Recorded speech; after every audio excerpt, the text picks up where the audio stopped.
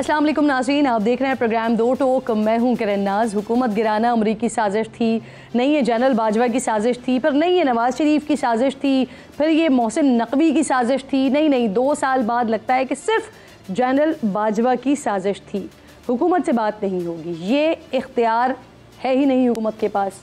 नहीं, अब बात उनसे ही होगी, लेकिन तहरीक इंसाफ नहीं करेगी। महमूद खान अचकज़ई करेंगे। खान साहब की सियासत पर कहने को जी चाहता है कि भाई कहना क्या चाहते हो, करना क्या चाहते हो। तहरीक इंसाफ में नाज़रीन अब भी कन्फ्यूजन है। मुज़ाकरात करने हैं तो महमूद खान अचकज़ई के कंधे पर रख कर क्यों?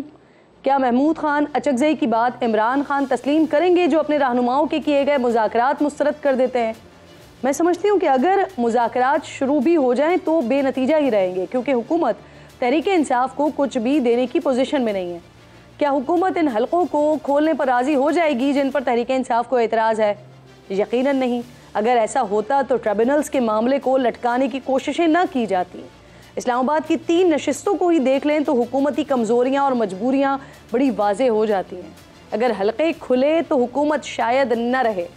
वैसे हुकूमत की कमज़ोरियों का भरपूर फ़ायदा इस वक्त पीपल्स पार्टी उठा रही है। बज़ाहिर बजट पर मुशावरत न होने का शिकवा है, लेकिन मकसद पंजाब में पंजे जमाना है, मर्जी की ट्रांसफ़र पोस्टिंग करवाना है। हुकूमत का हिस्सा बनने के लिए भी तमाम आइनी ओहदों के साथ साथ कुछ ख़ास वजारतें भी अब चाहिए। इस वक्त तक हुकूमत हर महाज पर कमज़ोर दिखाई दे रही है। मईशत हो, सियासत हो, अदालत हो। बानी तहरीक इंसाफ साइफर केस के साथ 9 मई के मुतादिद मुकदमात में बरी हो चुके हैं। क्या ये कमज़ोर केसेस की वजह से है या फिर कमज़ोर प्रोसिक्यूशन की वजह से है? क्या इसी तरह से फैसले आते रहे तो तहरीक इंसाफ के मौक़िफ़ को तक़वियत नहीं मिलेगी? इन तमाम अहम इशूज़ पर बात कर इस प्रोग्राम में मुझे मेरे इंतहाई मोअज़्ज़ज़ मेहमानों में सना बुच्चा साहब ज्वाइन कर रही हैं, अतर काज़मी साहब ज्वाइन कर रहे हैं और सलीम बुखारी साहब ज्वाइन कर रहे हैं। आप तीनों मेहमानों की मैं बेहद शुक्रगुज़ार हूँ। बुखारी साहब, सर आपसे ज़रा मैं बात का आगाज़ करना चाह रही हूँ। सर ये फरमाइएगा, तहरीक इंसाफ के तकरीबन अब तमाम अहम रहनुमाओं ने ही मुज़ाकरात की बात की, मुज़ाकरात का इशारा दिया, अदालतों से भी फिर ये बात सामने आई, लेकिन खान साहब मानते नहीं हैं। फिर अचानक से तब्दीली आती है, सियासी जमातों के साथ बातचीत के लिए तैयार हो जाते हैं।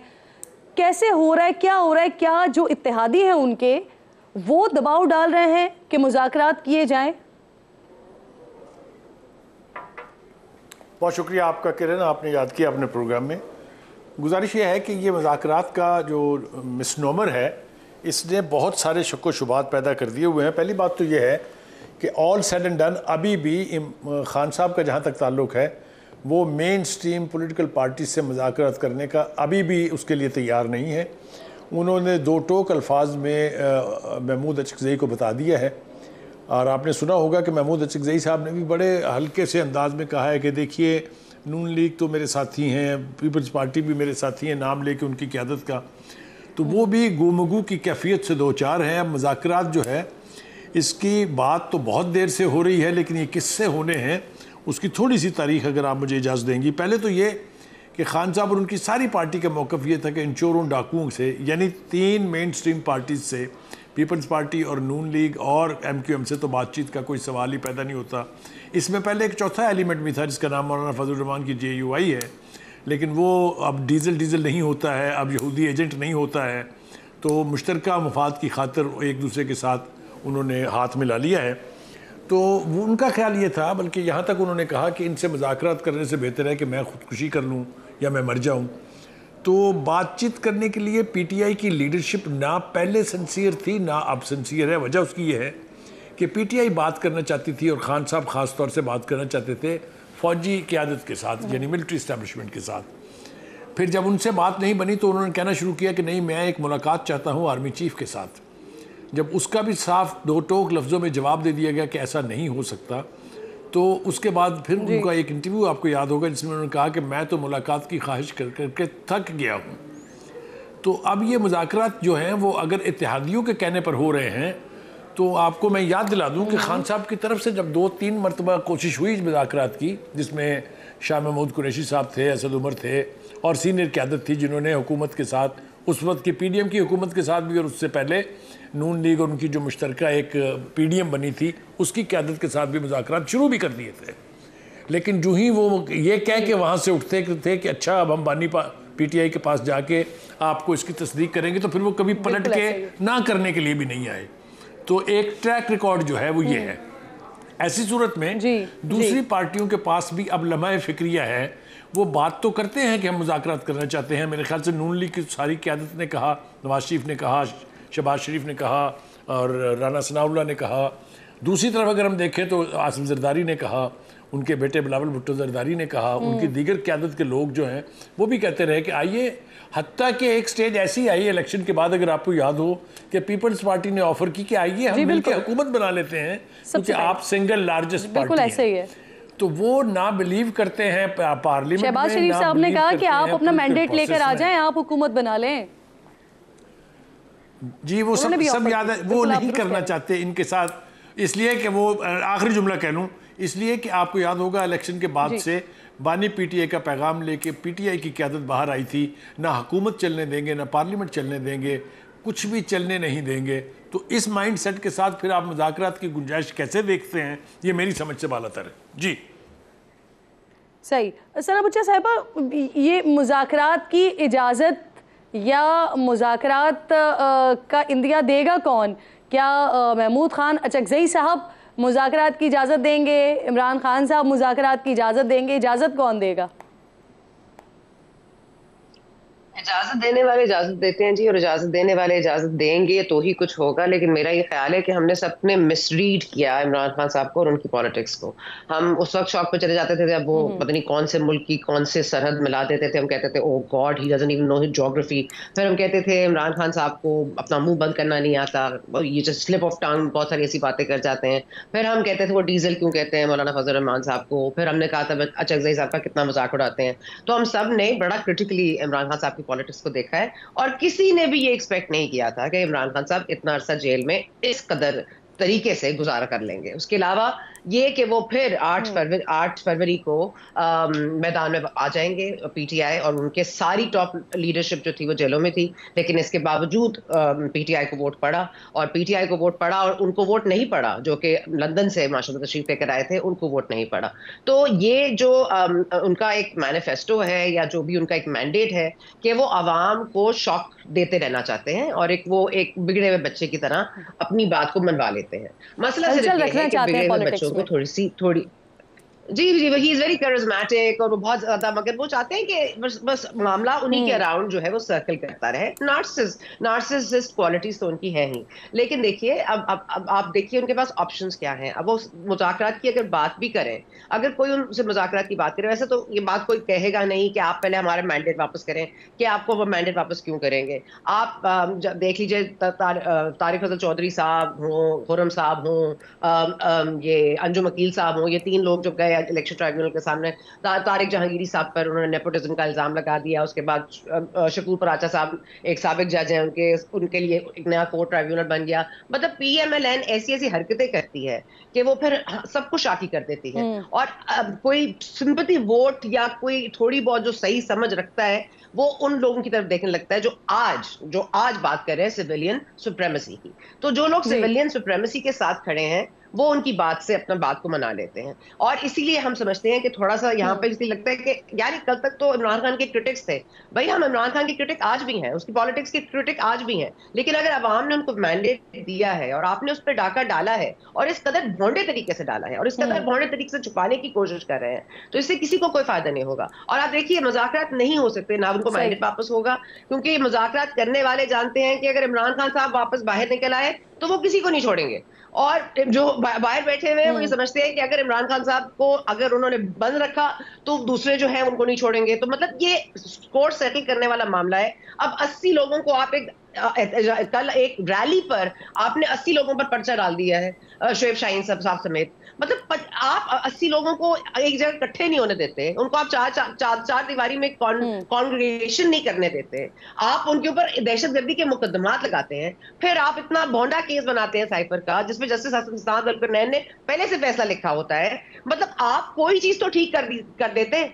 सही बिल्कुल ठीक। अतर साहब बहुत शुक्रिया, अस्सलाम वालेकुम। ये फरमाइए, क्या मुज़ाकरात के लिए बैकडोर किसी किस्म का कोई राबता हो रहा है? दोनों तरफ से कोई संजीदगी आपको दिखाई दे रही है, नजर आ रही है? देखिए, जहाँ तक सियासी जमातों से मुज़ाकरात का ताल्लुक है, मुझे नहीं लगता कि उसके नतीजे में इस वक्त कुछ निकल सकता है। बातें तो होती रही, तहरीक इंसाफ की तरफ से भी कहा गया, दूसरे जो हुकूमती दोस्त हैं उन्होंने भी कहा, लेकिन जो 2-1 दिन पहले मिलने गए थे लोग इमरान खान साहब को जेल में, उनसे जब बातचीत हुई वहाँ पे तो उन्होंने दोबारा वही बात की कि पीपल्स पार्टी और नून लीग से मुज़ाकरात नहीं होंगे। हाँ, इत्तेहाद की सतह पे अचकज़ई साहब बात कर सकते हैं। अचकज़ई साहब की ये ख्वाहिश है, उन्होंने कुछ सहाफ़ियों को भी बताया था कि नवाज शरीफ साहब को हमें एंगेज करना चाहिए, दीगर सियासी जमातों को एंगेज करना चाहिए, तो बातचीत तो होनी चाहिए। लेकिन इस वक्त कोई ऐसी सूरत हाल हमें नज़र नहीं आ रही। देखिए, बातचीत किस चीज़ के ऊपर होगी? जो लोग हुकूमत में बैठे हुए हैं वो किस मुंह से वो मुज़ाकरात करेंगे या किस मुंह से वो जमहूरियत की बात भी करते हैं? उन्होंने मखसूस नशिस्तें भी दूसरी जमात की अपने नाम कर ली। ये नहीं कि इलेक्शन कमीशन ने दी, पीपल्स पार्टी और नून लीग के लोग बाकायदा इलेक्शन कमीशन गए, बाकायदा अदालत में गए कि ये सीटें हमें मिलनी चाहिए। तो इससे आप अंदाज़ा लगा लें क्या ये जमहूरी सोच है कि वोट इमरान खान को पड़ा हो और सीटें जो है वो मियाँ साहब के बंदों को मिल जाएं। तो इस वक्त तो मुज़ाकरात का मतलब ये है कि आप अपनी हुकूमत ख़त्म कर रहे हैं। पहली बात वो ये कहते हैं कि जी मैंडेट चोरी हुआ है, इस पर तहकीकात करवाएं, फॉर्म 45, 47 वाला मसला है, इस्लामाबाद के 3 हल्के बात करें। जी बिल्कुल, और इस्लामाबाद के 3 हल्के जो खुले हैं वो भी हमारे सामने है, वहाँ पे हुकूमत कितनी मुश्किल में है। तो मुझे नहीं लगता कि इन मुज़ाकरात के नतीजे में इस वक्त कुछ निकल सकता है। जब भी बात होगी, देखें जिस तरह जरदारी साहब यहाँ पे कहते होते थे, उन्होंने एक जलसे में कहा था कि जी हमसे फार्मूले पूछ रहे हैं। मैंने उन्हें कहा फार्मूले मत पूछो, पहले उसको फारिग करो तो फिर बात होगी। इसी तरह मरियम बीबी और मियाँ साहब भी यही कहते थे, लाने वालों से लड़ाई है, लाने वालों से बात होगी, और बात उन्होंने भी लाने वालों से की। और वो जो सिविलियन सुपरमेसी उन्होंने कायम करनी थी, वो जिस नहज पे चीजों को लेके आए वो पूरी कौम के सामने अब ओपन सीक्रेट है। तो अनफॉर्चुनेट साइड, यहाँ पर 3 पैनलिस्ट मेरे बैठे हुए हैं, तीनों को ये लगता है, ऐसा महसूस होता है, और जितने भी सियासत को जो गौर से देखते हैं उनको लगता है ऐसा कि मुज़ाकरात किसी भी सूरत कामयाबी की तरफ जाते हुए नज़र नहीं आते, बेनतीजा ही दिखाई देते हैं। अब हुकूमत ये बात बहुत अच्छे तरीके से जानती है कि उनके पास पीटीआई को देने के लिए कुछ भी नहीं है, तो फिर कहीं पर भी ये सोचना कि किसी भी तरीके से क्या ये मुज़ाकरात कामयाबी की तरफ जा सकते हैं अतर? नहीं, इस वक्त तो देखें बिल्कुल मुझे नहीं लगता कि इन मुज़ाकरात के नतीजे में, इसलिए कि मुज़ाकरात होते हैं किसी चीज़ के ऊपर, किस चीज़ के ऊपर मुज़ाकरात होंगे यहाँ पे, मतलब कौन सी ऐसे कॉमन ग्राउंड्स हैं जहाँ पे ये लोग एग्री करेंगे, पीपल्स पार्टी वाले या नून लीग वाले या तहरीक इंसाफ वाले? तो इनमें तो कुछ नहीं है। एक वो लोग हैं जो कुछ इस मुल्क में हुआ, जिस तरीके से इंतखाबात में जो इल्ज़ामात लग रहे हैं, जिस तरीके से यहाँ पे ख्वातीन सियासी वर्कर्स के साथ हो रहा है, जिस तरीके से एक सियासी जमात को कालादम करार देने की बातें हो रही हैं, बल्ले का निशान लिया गया, जो कुछ भी हुआ जिसके ऊपर आलमी सतह पर रिएक्शन आया, या इतना रिएक्शन आया कि हमारी मोअज़्ज़ज़ अदालत के चीफ जस्टिस साहब ने ख़त लिख के एक्सप्लेन किया कि जी बल्ले का निशान हमने क्यों लिया। उन सारी चीज़ों के बेनिफिशरी कौन है? वो लोग हैं जो इस वक्त हुकूमत में हैं। तो वो तो इस वक्त जो अमल है उसके बेनिफिशरी हैं। अगर ताल्लुकात बेहतर होते हैं, हालात बेहतर होते हैं, तो हुकूमत को तो नुकसान होगा। तो मुझे नहीं लगता कि इस वक्त मुज़ाकरात के नतीजे में किसी किस्म की कोई पेशरफ्त हो सकती है। देखिए, अब प्रॉब्लम ये है ना कि सियासी स्टेबिलिटी के लिए, इस्तेहकाम के लिए भी तो कुछ करना ज़रूरी होगा ना। अब सलीम साहब ये फरमाइएगा सर, इस वक्त पीटीआई के लिए या अचकज़ई साहब के लिए स्पेशली ज़्यादा मुश्किल काम क्या होगा सर? हुकूमत से बात करना उनके लिए मुश्किल काम होगा, या मौलाना फजल रहमान साहब से उनके लिए बात करना मुश्किल काम होगा? और फिर ये कि क्या मौलाना फजल रहमान साहब महमूद खान अचकज़ई की क़यादत कबूल करेंगे अगर ये इत्तेहाद बनता है और ये इत्तेहाद हुकूमत से बात करता है तो? क्योंकि मैंडेट तो पीटीआई ने अचकज़ई साहब को दे दिया है। जी, मैं आपके सवाल के जवाब की तरफ आता हूँ, लेकिन थोड़ा सा कुछ अगर आप मुझे इजाज़त देगी तो जो कुछ कहा गया है उसके ऊपर तबसरा करना बहुत ज़रूरी है। इलेक्शन की रिगिंग के हवाले से बात हो रही थी, बिल्कुल बहुत कोई शुबा नहीं इसके बारे में कि 2024 के इलेक्शन रिग हुए, किस लेवल पर रिग हुए ये तो अब हमें इलेक्शन ट्रिब्यूनल्स बताएंगे। लेकिन हम में से कोई भी शायद 2018 के इलेक्शन की तरफ देखने के लिए तैयार नहीं है कि उस वक्त क्या हुआ था। उस वक्त वो कुछ हुआ था जो पाकिस्तान की 76 साल 77 साल तारीख में कभी नहीं हुआ, इसलिए कि जिस किस्म की धांधली छोटा लफ्ज़ है उसको बयान करने के लिए, और वो उसके ऊपर मेरा नहीं ख्याल किसी सबूत की ज़रूरत है, क्योंकि जो जिम्मेदारान थे उन्होंने अपनी सर, वो आरटीएस का इलेक्शन था, ये ईएमएस का इलेक्शन था। जी, मैं वही अर्ज़ करूँ आपसे कि जो है ना, जब हम बात कर रहे होते हैं पॉलिटिकल एनालिसिस की, तो हमें कंपैरेटिव टर्म्स में ज़रूर बोलना चाहिए। जो अब हम समझते हैं कि ये सब कुछ जो हो रहा है ये पहले नहीं हुआ, ये जो कुछ उस वक्त हुआ था वो भी पहले नहीं हुआ। अदारों की तजलील की बात की जा रही है कि जनाब इस एक्शन से बहुत बड़ी तज़हीक हुई पाकिस्तान की कौम की बाहर, लेकिन मैं आपको ज़रा 2-3-4 हवाले जल्दी से दे दूं। जब पाकिस्तान के ग्रीन झंडे जल रहे थे तो शायद तज़हीक नहीं हुई। जब पाकिस्तान के पासपोर्टों को आग लगाई जा रही थी तज़हीक नहीं हुई। जब पाकिस्तान की लीडरशिप की और जजों की तस्वीरें लगा के, जूतियों के हार पहना के, बड़ी बड़ी गाड़ियों के ऊपर पोस्टर नुमा जब गश्त किए जाते थे तब भी तज़हीक नहीं हुई। तो ये जो हम एक कंपैरेटिव टर्म को देखे बगैर फैसला और जजमेंट सुना देते हैं, ये मेरे ख्याल से थोड़ी सी ज्यादती है। मैं तफसील में जानबूझ के नहीं जा रहा हूँ, वरना मेरे पास कहने के लिए इसके हवाले से टूटना चाहिए। बहुत कुछ है। 2018 में जो ऑपोजिशन में था वो ये सब कुछ करता रहा, अब 2024 में जो ऑपोजिशन में वो ये सब कुछ कर रहे हैं, ये साइकिल टूटना चाहिए ना सर। किरण, पहली बात तो ये है कि खान साहब और उनकी पार्टी किसी की लीडरशिप तस्लीम करने के लिए तैयार नहीं है। ये वही अचकज़ई साहब है ना जिसकी बुक्कल मारने की नकलें उतारा करते थे खान साहब। ये वही मौलाना फजलुर रहमान है ना जिसको नारे लगवाया करते थे जलसों में डीजल के।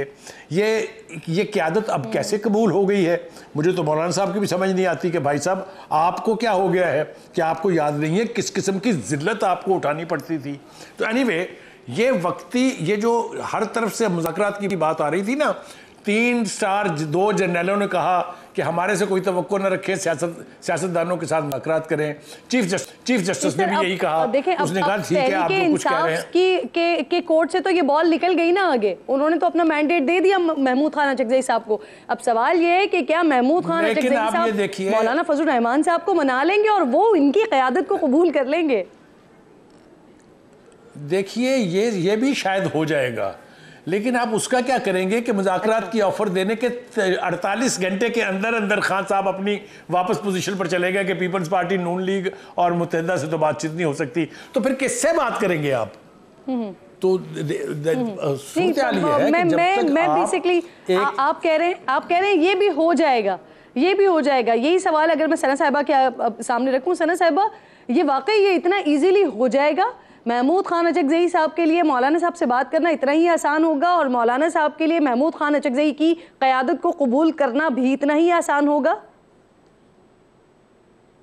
मेरा ख्याल है कि एक तो मैं सलीम बुखारी साहब की बात को जवाब का थोड़ा एक्सटेंड करूं, उसको 2018 के इंतखाबात में बिल्कुल बहुत बुरा हुआ था, बहुत धांधली, बाप ऑफ धांधली हुई थी, लेकिन ये फॉर्मिडेबल किस्म के ओपोनेंट्स की तरह सामने नहीं आए थे। इन्होंने सर तस्लीम खम करके पार्लियामेंट में अपनी जगह बनाई थी, which was a good thing. लेकिन उसके बाद लॉन्ग मार्चेस करते करते मौलाना साहब को जब आईनी तरीके से ये हुकूमत का जब तख्ता उलटने का मौका मिला तो उन्होंने वो किया। तो ये ऐसा हो सकता है। और मेरी जो इतलात हैं वो ये है कि जरदारी साहब जो हैं वो अब हाथ बढ़ाएंगे और बिलावल भुट्टो जरदारी साहब से इनकी मुलाकातें होंगी, इमरान खान साहब की। और ये मुमकिन है कि या तो ये दो मिल जाएं, मौलाना साहब अपने ऑप्शंस खुले रखेंगे। मौलाना साहब और बशर अचकज़ई के दरमियान जो भी इख्तलाफात हैं वो अभी भूल चुके हैं। शरानी ग्रुप भी कह रहा है कि हमें कोई एतराज़ नहीं है मौलाना साहब पर, अचकज़ई साहब भी कह रहे हैं हमें कोई एतराज़ नहीं है। मसला सिर्फ ये है, मसला बहुत सादा है कि आप मुज़ाकरात के थ्रू करना क्या चाहते हैं। देखिए, अगर आपने ये साइकिल तोड़ना है तो फिर आलिया हमजा, सनम जावेद, इन लोगों को आप रिहा करें as a gesture, goodwill gesture. आप हुकूमत में हैं, आप पंजाब की हुकूमत में हैं। उन्होंने जो भी किया, कोर्ट वाटर हाउस पे हमला किया, सब कुछ किया, बहुत सारे लोगों ने किया, वो निकल गए हैं ना, वो दूसरी पार्टियों में भी चले गए हैं ना, उनके तो जियो फेंसिंग में नाम भी आते रहे और वो इलेक्शन में माशाल्लाह दूसरी जमात में भी आए। तो आप इनको क्यों नहीं छोड़ सकते? इनको छोड़ने में क्या एतराज है? तो आप अगर थोड़े से गुडविल जेस्चर दिखाएंगे। एक बात बड़ी इंपॉर्टेंट की सना, मैं जरा मैं इसी बात पे थोड़ा सा आपसे मजीद बात करना चाह रही हूँ। आपने ये बात बड़ी इंपॉर्टेंट कही कि आपके पास ये इतलात मौजूद हैं कि हो सकता है कि जो इस वक्त हुकूमत का हिस्सा है, समहाउ मिनिस्ट्रीज उनके पास नहीं है लेकिन फिर भी इत्तेहाद में तो हैं, वो निकल जाए और वो पाकिस्तान तहरीक इंसाफ के साथ मिल जाए। तो क्या यही वो रीज़न है, यहीं से वो आगाज़ हो रहा है कि इस वक्त पाकिस्तान पीपल्स पार्टी जो है वो शिकवों पर आ गई है, चीन के मुआहदों के हवाले से, IMF के मुआहदों के हवाले से शिकवे कर रही है, फिर बजट की तैयारी में शामिल नहीं किया गया, ये शिकवा हो रहा है, फिर साथ साथ अलहदगी की धमकियां भी हो रही हैं। तो ये आंखें दिखाना इसी वजह से शुरू हो गया है क्या? देखिए, अब्रप्ट एंडिंग तो नहीं होगी, इस हुकूमत की अब्रप्ट एंडिंग नहीं होगी। इस हुकूमत को बहरहाल चीन ने सपोर्ट किया है, सऊदी अरेबिया ने सपोर्ट किया है, कुछ MOUs भी साइन हुए हैं। ऐसा तो नहीं है कि इस हुकूमत की कोई वैल्यू नहीं है या इस हुकूमत ने अपनी वैल्यू मनवाई नहीं है। लेकिन आप देखिए, जब आपके अपने इत्तेहादी टोकन शिरकत के लिए 4 लोग अपने भेजते हैं, आपका कोरम नहीं पूरा होता, मतलब वाकई फिर यानी कि बात ठीक है, एस्टैब्लिशमेंट जो है वो एपोलिटिकल हो गई है, क्योंकि कोरम भी पूरा नहीं होता। बेचारे मोहम्मद औरंगजेब साहब खिताब करने के लिए खड़े थे और कोरम पूरा नहीं था।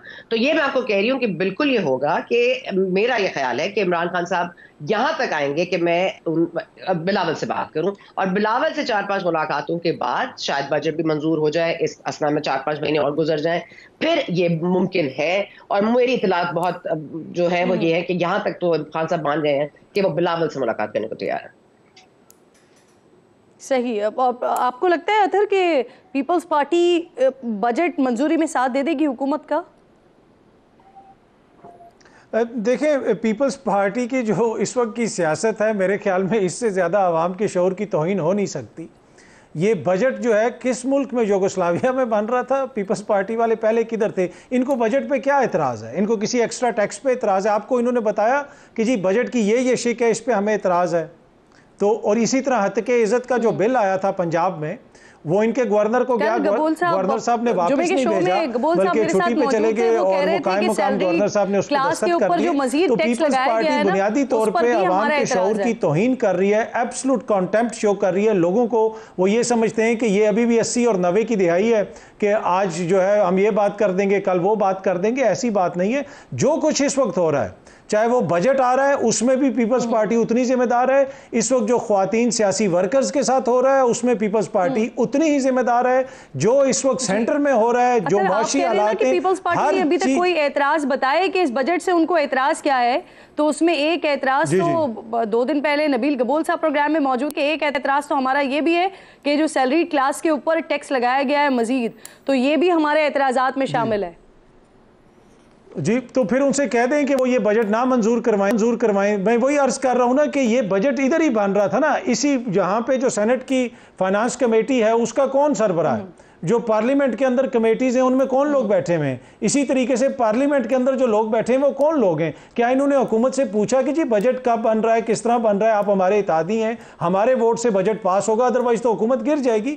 तो मेरे ख्याल में ये एक तरह से वो जिसे आप कहते हैं ना कि लोगों के आंखों के ऊपर वो चादर डालने वाली बात है। ऐसा हो नहीं सकता है कि अब जो कुछ भी हो रहा है, अच्छा हो रहा है, बुरा हो रहा है, क्रेडिट दोनों जमातों को जाता है, क्योंकि दोनों जमातों की हुकूमत है। और अब बाद में ये इतराज करते हैं क्या फायर वॉल के ऊपर बिलावल साहब ने कोई बात की? क्या उन्होंने एक्स बंद है इस मुल्क में 4 महीने से ट्विटर बंद है? सारा सिलसिला हो रहा है ना जो पीडीएम की गवर्नमेंट में हुआ था सर, कि जो कुछ बुरा हुआ था उसका क्रेडिट पाकिस्तान पीपल्स पार्टी लेने को तैयार नहीं थी, लेकिन जो कुछ अच्छा हुआ था तो उस पर मुसलसल जो है वो बिलावल साहब की वजारत खारजा मुसलसल उसका क्रेडिट ले रही थी। प्रोग्राम में एक छोटे से ब्रेक का वक्त हो गया है, ब्रेक के बाद वापस आते हैं। एक बार फिर जी आपको खुशामदीद कहते हैं। सलीम साहब थोड़ा सा आगे बढ़ते हैं सर, ये अदलिया में मुदाखलत के इल्ज़ाम की जो फहरिस्त है वो क्यों बढ़ती जा रही है और फिर इसका नतीजा क्या देखते हैं फिर आप? जी मैं आता हूँ आपके सवाल की तरफ। 2 बातें बहुत इम्पोर्टेंट है। जो तो सना बुच्चा ने कहा, हमारी साथी हैं, हमारी कलीग है, बहुत दिल में इज़्ज़त है इनकी, पीटीआई और पीपल्स पार्टी के हवाले से सॉरी कि उनकी जो है वो कोलिशन बनने के इम्कानात पूरी तरह से मौजूद है। ये अंदाज़ा नहीं है, ये खबर है अब तक के हालात के तहत। दूसरी बात जो अतर ने कही, वो पीपल्स पार्टी के हवाले से जो कह रहे हैं कि वो शरीक जुर्म है हर उस जुर्म में जो इस वक्त की हुकूमत कर रही है, या इससे पहले जब पीडीएम की हुकूमत थी उसमें जो कुछ किया उसमें वो जिम्मेदार है। अब आ जाइए आपके अदलिया के सवाल की तरफ।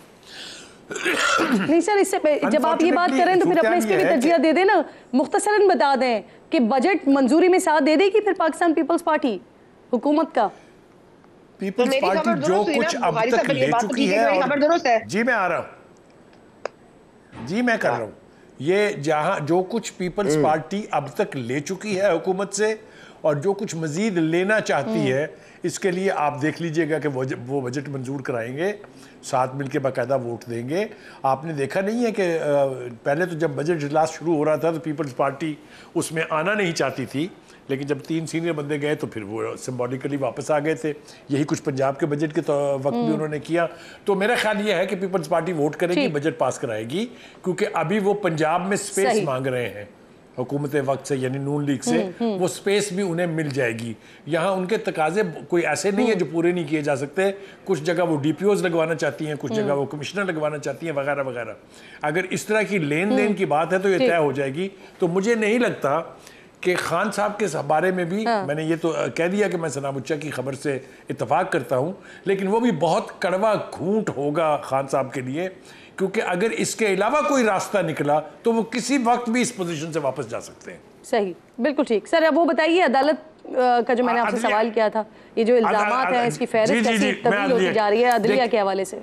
जी करेक्ट, बिल्कुल ठीक है। पहली बात तो ये है कि पूरी तारीख हमारी भरी पड़ी है कि अदलिया और हमारी जो मिलिट्री इस्टेब्लिशमेंट है वो हमेशा एक पेज पर रहे हैं। ऐसे ऐसे ताला आजमाओं ने यहाँ पर मिलिट्री डिक्टेटरशिप की है, उन सब के उन इक़दामात को, उन सब आयन तोड़ने के जो इक़दामात थे उनको इंडेमनिटी और लीगल कवर देने का सेहरा हमारी अजीम अदलिया के सर है। मैं ज़िम्मेदारी से ये बात कह रहा हूँ और चैलेंज कर सकता हूँ अगर कोई मेरी बात को गलत साबित करे। अब अनफॉर्चुनेटली ये हुआ है कि एक ऐसी पार्टी, तीसरी कुव्वत, जो लेके भी मिलिट्री इस्टेब्लिशमेंट आई थी, उसके मुकाबले में अदलिया ने जंग छेड़ ली है अशराफिया से कह लीजिए या मिलिट्री इस्टेब्लिशमेंट से। मेरे ख्याल से साफ तौर पे कहना चाहिए मिलिट्री इस्टेब्लिशमेंट। ये जंग कहाँ तक जाएगी? ये एडवेंचरिज्म माजी में भी हुआ है। कुछ जजेस ने इस तरह की आवाज़ें उठाई थी, फिर उनका हशर भी हमें अच्छी तरह से याद रखना चाहिए। अगर आपको याद हो भुट्टो के केस में लाहौर हाई कोर्ट में जिन जजेस ने उनको बेल दी थी, फिर उनका क्या हशर हुआ था बाद में, वो हमें सब अच्छी तरह से याद रखना चाहिए। ये लड़ाई अब अपने मंतकी इंजाम को पहुंचने वाली है। कौन जीतेगा कौन हारेगा ये तो मैं फैसला नहीं कर सकता, है तो अल्लाह के हाथ में है। लेकिन ये मैं बता रहा हूँ कि ये लड़ाई अब मजीद ज़्यादा फैलेगी भी नहीं और मजीद आगे भी नहीं जा सकती। छोटा सा ब्रेक लीजिए जी। आज चांद रात भी है, कल ईद उल अजहा भी है, तो जो पैनलिस्ट हमारे साथ मौजूद हैं लाइटर नोट पे भी थोड़ी सी बात करेंगे ब्रेक के बाद।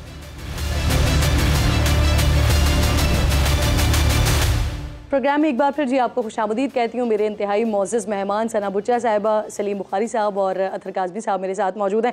अतर काज़मी साहब, ज़रा इस सेगमेंट का आगाज़ आपसे कर लेते हैं। याद होगा आपको शेख रशीद साहब का एक बड़ा मशहूर ज़माना जुमला हुआ करता था। हर साल वो ये जुमला कहा करते थे कि कुर्बानी से पहले कुर्बानी होगी। तो क्या इस साल कोई ऐसी चीज़ आपको नज़र आ रही है, कोई पॉसिबिलिटी नज़र आ रही है कि हुकूमत वक्त का वक्त जो है वो पहले ख़त्म हो जाए और इलेक्शन पहले हो जाए? Any possibility?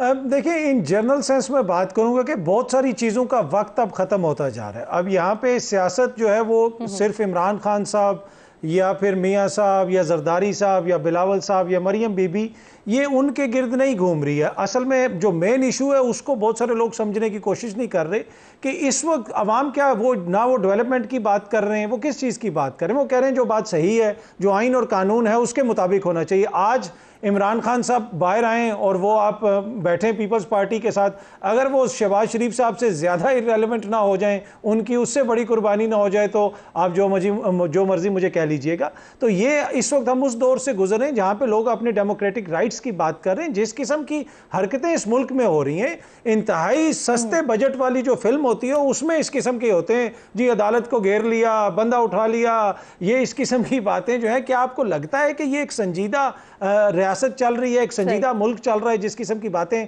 हम सुन रहे हैं कि हाई कोर्ट के चीफ जस्टिस साहब क्या फरमा रहे हैं, दूसरी तरफ जज साहिबान क्या कर रहे हैं। तो मेरे ख्याल में सबको सोचने की जरूरत है। It's not about politicians. ये लोग जो हैं, मेरे ख्याल में लोगों ने ये फैसला कर लिया है कि आइन और कानून के मुताबिक चलना चाहिए, जिसकी भी हुकूमत हो। सही है। वैसे बुखारी साहब, जेल में कैदियों को इजाजत होती है कुर्बानी की? सर नहीं भी होती तो होनी चाहिए, क्योंकि अक्सर जेल में होने वाले लोगों की अपनी कुर्बानी हो जाती है, which is a bad thing. मेरे ख्याल से इसकी इजाज़त होनी चाहिए। वैसे भी बानी PTI अगर वहाँ से कह देंगे तो जितनी मर्जी कुर्बानियाँ उनके नाम के ऊपर कर दी जाएंगी, इसमें तो कोई दो राय नहीं है, पॉपुलर लीडर हैं वो। लेकिन असल बात यह है कि कुर्बानी तो देनी पड़ेगी किसी ना किसी को, चाहे अपने स्टांस की, अपने स्टैंड की, चाहे अपनी ज़िद की, चाहे अपनी अना की। कुर्बानियों के बगैर बात बनने वाली नहीं है। अगर हम ये समझें कि सब ठीक हो जाएगा अचानक से, ये बिल्कुल ऐसा नहीं होने वाला। बहुत लोगों को, बहुत स्टेक होल्डर्स को बहुत कुछ कुर्बान करना पड़ेगा। जी सही सही। सर वैसे करते क्या है आप कुर्बानी के दिनों में? क्या छुरी वुरी चलाते हैं खुद? स्क्रीन पे तो आप जबान से छुरी चला देते हैं दिलों पर, वैसे कुर्बानी के जानवर पे छुरी चलाते हैं? नहीं, वो चूँकि मेरा प्रोफेशन है ज़बान चलाना, इसलिए वो उसके ऊपर तो कोई दो राय नहीं है। लेकिन कुर्बानी के लिए तो कसाई की छुरी चाहिए होती है, और वो भी इंशाल्लाह इस दफ़ा भी कसाई की छुरी होगी। हमारे लिए ये काफ़ी काम है, सुबह से शाम तक यही करते रहते हैं। जी सही। सना साहिबा, इस साल वैसे मेरे साथ ये वाक़या हो चुका है। जैसे ही मेरा जानवर आया वैसे ही उसने भागने की कोशिश की है, घर के लोगों को ज़ख्मी भी किया, और फिर उसके बाद वो कूल डाउन हुई है और काम डाउन हुई है। आपके साथ हुआ है कभी वैसा ऐसा वाक़या कोई कि जानवर आया हो और फिर भाग गया हो? नहीं, मैं जानवरों से दिल नहीं लगाती, क्योंकि जब उनकी कुर्बानी होती है तो मुझे बहुत तकलीफ होती है। इसलिए हमारे घर में पूरी मंडी लगती है, क्योंकि मेरी बहन भाई काफ़ी आउट ऑफ सिटी और आउट ऑफ कंट्री हैं, तो वो सब हमारे ऊपर डाल देते हैं कि हम ही उनकी कुर्बानी करें और बांटें। तो हमारे यहाँ तो एक पूरी मंडी लगी हुई होती है, तो हमारा 3 दिन यही काम है। और कसाई मैं सोच रही हूँ ये बंदों के साथ जानवरों वाला सलूक कर लेती हैं। इतना बड़ा अच्छा, ये मतलब ये कॉम्प्लीमेंट है कि नहीं? सब मैं हर किसी को उसकी जगह पे रखती हूँ बुखारी साहब, ये बात मानने वाली है वैसे। आप कुछ बता रही नहीं, तारीफ कर रहे हैं कसाई के हवाले से। हाँ, मैंने कहा कसाई को बस अब ढूंढ रहे हैं कि छुरियां तेज हो जाए उसकी, तो कसाई बहुत पैसे बनाएंगे और हम फिर बहुत सारा गोश्त बांटेंगे और मैं उसमें से कुछ नहीं खाऊंगी। अच्छा, वैसे कुछ बनाती है सना आप? जी, मैं कलेजी मैं ही बनाती हूँ। सो जी खुद। Oh wow. तो अथर आप कुछ बताएंगे? वैसे आपकी तो पाकिस्तान में ईद होती होगी, कभी आप यूके में ईद करते होंगे, तो क्या करते हैं कुर्बानी के लिए? स्पेशली आते हैं फिर और आकर कुर्बानी करते हैं? वैसे तो अभी आप कुछ अरसे से यहीं पर ही हैं। जी, पाकिस्तान में हो तो यहीं पे कर लेते हैं, मुल्क से बाहर हो तो वहाँ पे भी अब तो जहाँ पे अपनी कम्युनिटीज़ की शॉप्स वगैरह हैं तो वहाँ पे भी आप घर में ला के तो जानवर की कुर्बानी नहीं कर सकते, लेकिन आप एक मखसूस रकम अदा कर देते हैं तो वो जानवर ज़बह करके आपके घर पे उसका गोश्त डिलीवर कर देते हैं, जो आप दूसरों को दे देते हैं। लेकिन कोशिश यही होती है कि पाकिस्तान में किया जाए, यहाँ पर मुख्तलिफ इदारे हैं वो भी करते हैं, उधर भिजवा दिया जाए अगर मुल्क से बाहर हो। अगर मुल्क में हो तो फिर तो अपने घर पर ही करते हैं। और कुछ पका लेते हैं वैसे अमूमन? वैसे बाहर रहने वाले लोगों के अंदर ये टैलेंट तो जरूर होता है कि वो खुद पका ही लेते हैं, मजबूरी भी हो जाती है ना? नहीं, मैं तो सारा खाना वगैरह पका लेता हूँ। अगर मेरी छुट्टी हो तो घर में 90% कुकिंग मैं ही करता हूँ। बेगम साहिबा तो बहुत कम करती हैं। अगर मैं घर पे हूँ तो कुकिंग वगैरह मैं सारी कर लेता हूँ, कोई ऐसा इशू नहीं।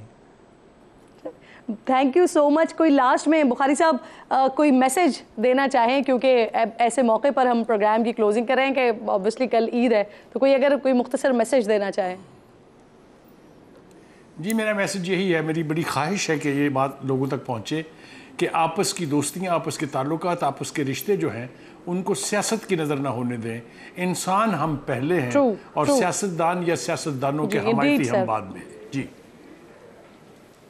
दुरुस्त। सना साहिबा, एक में छोटी सी बात करना सॉरी, गो अहेड, मैं सॉरी। जी नहीं, मैं सिर्फ ये कहूंगी कि इस बार कुर्बानी की बारी जो है वो गलत की होनी चाहिए और सही सिमत में सोचने वाले, सिविलियन सुप्रीमेसी वाले कुर्बान नहीं होने चाहिए। और ये ये अज़म हमें कर लेना चाहिए कि हम इसको अब कुर्बान नहीं होने देंगे। इसके लिए हम जद्दोजहद करेंगे, चाहे वो मीडिया के लोग हों, चाहे वो अवाम हो, चाहे वो सियासतदान हो। सियासतदान तो वैसे कहते हैं अखलाकियात से पाक ही हो जाते हैं वो जब सियासत में जाते हैं, लेकिन कुछ अखलाकियात वापस सियासतदानों को भी अपनानी पड़ेंगी। सही। अथर जी, मैं छोटी सी चीज़ ऐड करूंगा। जो बुखारी साहब ने पहले बात की थी ना कि बहुत सारे लोगों को या इम्पोर्टेंट लोगों को अपने अनाओं की कुर्बानी देनी पड़ेगी हर तरफ, सियासी साइड पे भी, चाहे वो कोई जेल में है या कोई जेल से बाहर है। मेरे ख्याल में ये बड़ा इंपॉर्टेंट पैगाम है इस मुल्क के लिए। इस ईद के मौके के ऊपर सबको सोचने की ज़रूरत है। और ये जो बात की है बुखारी साहब ने, छोटी सी कुर्बानी दे दें अपनी अना की और मुल्क को लेके आगे चलें साहब। और असल कुर्बानी भी यही है सर, अना की कुर्बानी। बहुत शुक्रिया आप तीनों मेहमान प्रोग्राम में साथ मौजूद हैं। मेरी तरफ से, मेरी टीम की तरफ से, समा टीवी की तरफ से तमाम देखने वाले नाजरीन को ईद उल अज़हा की बहुत बहुत मुबारकबाद। इंशाल्लाह नाजरीन से अगले प्रोग्राम में मुलाकात होगी। अपना और अपने मुल्क का ख़ास ख्याल रखिए। फ़लस्तीन को अपनी खुशियों में भी ज़रूर याद रखिए। अल्लाह ने